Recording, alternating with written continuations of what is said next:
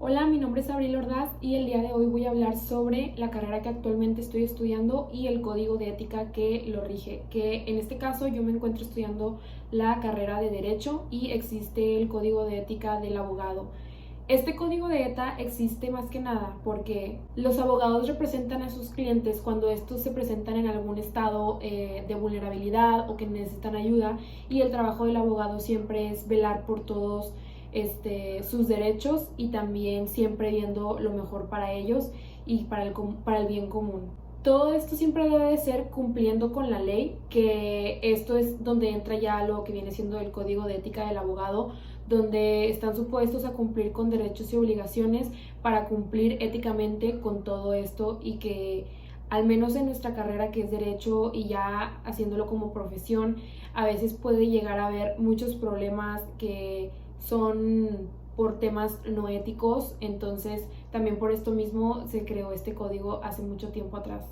Existen muchos principios éticos en este código, pero hay 5 que podríamos considerar los más importantes. Y el primero de estos viene siendo el ejercicio libre de la profesión. En este caso se refiere a que todos los abogados son libres de decidir si tomar o no tomar algún caso, dependiendo de las circunstancias en que éste se esté presentando, de las posibilidades del abogado, obviamente siempre tomando en cuenta la ley, nunca saliéndose de ella, porque del momento en el que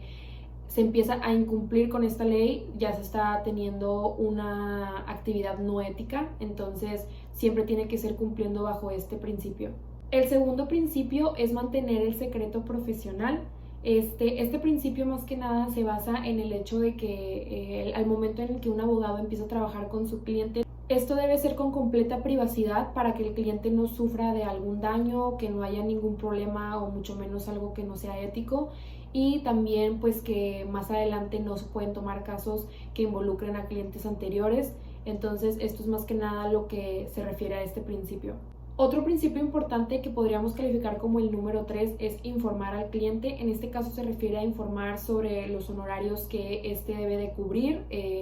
siempre siendo muy específico y desde un principio teniendo muy claro cómo se va a llevar a cabo todo este proceso, y también tener de por medio algo que siempre lo esté avalando, por así decirlo, un contrato, o dependiendo cómo sea el caso. Aparte de todo esto, el abogado siempre está obligado a informar al cliente si hay alguna, por ejemplo, relación familiar entre alguna persona que esté dentro del caso y el abogado, o cualquier otra información que sea relevante para avanzar con el caso y que pueda llegar a afectar en algún futuro a sus clientes o al abogado. El cuarto principio podría ser solicitar la carpeta al abogado anterior. Esto se refiere más que nada a los casos cuando algún caso se estaba llevando a cabo por parte de un abogado y después el cliente decide poner fin a esa relación y empezar, continuar el proceso o el caso con algún otro abogado. Este otro abogado tiene todo el derecho de pedirle al abogado pasado toda la carpeta que se estuvo llevando a cabo, y el otro abogado, el primer abogado, está obligado a brindarle toda esa información al nuevo abogado. El quinto principio, y también de los más importantes, es siempre comunicar al abogado contrario sobre algún cambio o sobre alguna cosa relevante. En este caso, cuando se está llevando a cabo algún caso en especial y un abogado se entera o tiene alguna información relevante que el otro abogado, la contraparte, necesita tenerla también presente, está obligado a pasarle este dato. Siempre va a ser todo de manera confidencial, porque esta es la relación que se mantiene entre uno y otro, pero están obligados a hacerlo a menos de que haya algún acuerdo que indique todo lo contrario. Y bueno, ya después de haber hablado un poquito sobre todo esto del código de ética del abogado y adentrándonos un poquito a temas éticos referente a la carrera de derecho y a la profesión como abogado, ¿cuáles son los riesgos de corrupción que podría presentar? La verdad es que son bastantes, y yo creo que es una de las profesiones que son más conocidas en donde se puede presentar corrupción,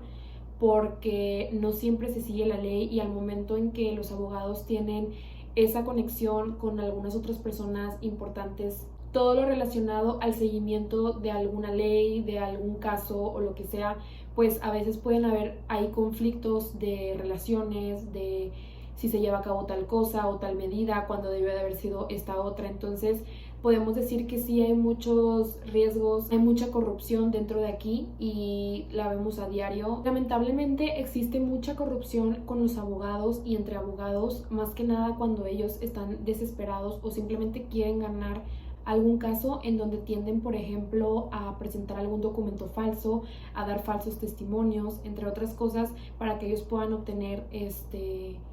el caso ganado. Entonces, este tipo de corrupción y muchos tipos de corrupciones se pueden llegar a presentar, y la verdad es que sí se escucha bastante que dicen que los abogados son muy corruptos, que no te ayudan, que nunca dan soluciones. Y la verdad es que también en parte pues los abogados ven por su cliente, independientemente si es por ejemplo, algún asesino que hizo algo mal contra la ley, ellos siempre tienen que ver por él y defenderlo porque está en sus derechos. Y lo que no está bien es que metan documentos falsos, metan testimonios falsos o alguna cosa falsa para, por así decirlo, salirse con la suya, pero lamentablemente esto es lo que vemos a diario en muchos casos, no solo aquí en México, sino en todo el mundo. Entonces, de cierta parte,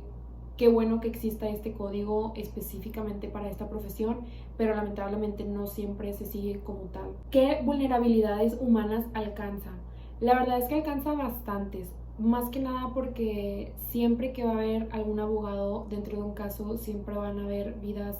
humanas dentro de ellas que están siendo afectadas por alguna u otra razón, ya sea por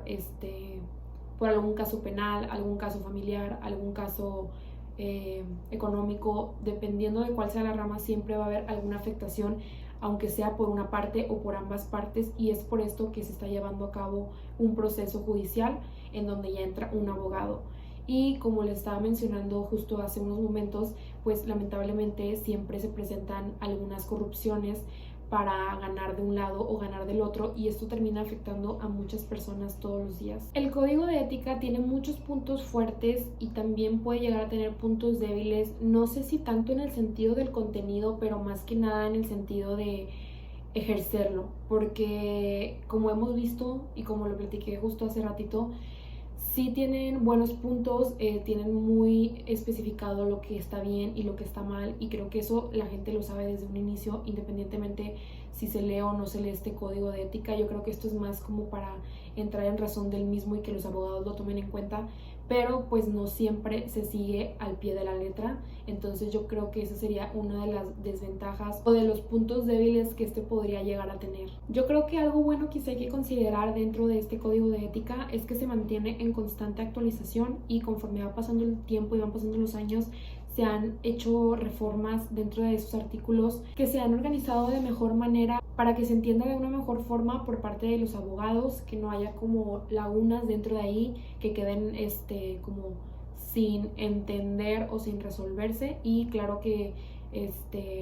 que haya castigo y que no queden impunes las personas que no cumplan con este código de ética al que todos los abogados deben estar apegados. Y bueno, esto es toda la información como más relevante sobre el código de ética del abogado. La verdad es que es algo muy extenso y es algo que de verdad es muy importante, al menos para nuestra carrera y nuestra profesión. Siento que a diferencia de en otras carreras donde yo sé que también tienen códigos, aquí sí hay que seguirlos tal cual al pie de la letra, por el hecho de que estamos involucrando a muchas personas y